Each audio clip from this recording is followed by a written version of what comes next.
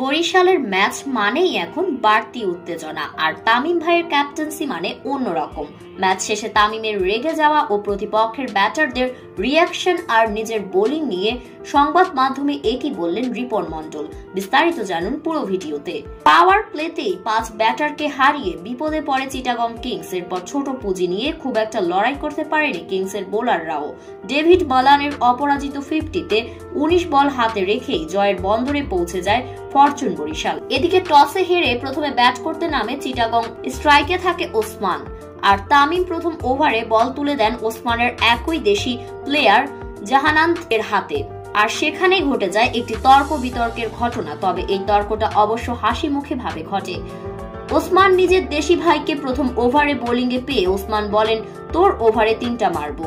জাহান দাদু বলে, ঠিক আছে, দেখা যাবে। যেই কথা সেই কাজ, একে একে 2টা 4 ও একটা ছক্কা মারেন ওসমান।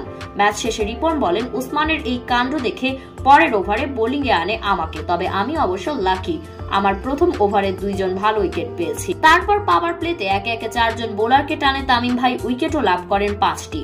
এটা আমি এক কথায় বলতে চাই, তামিম ভাই ক্যাপ্টেন্সির দিক থেকে ভালোই।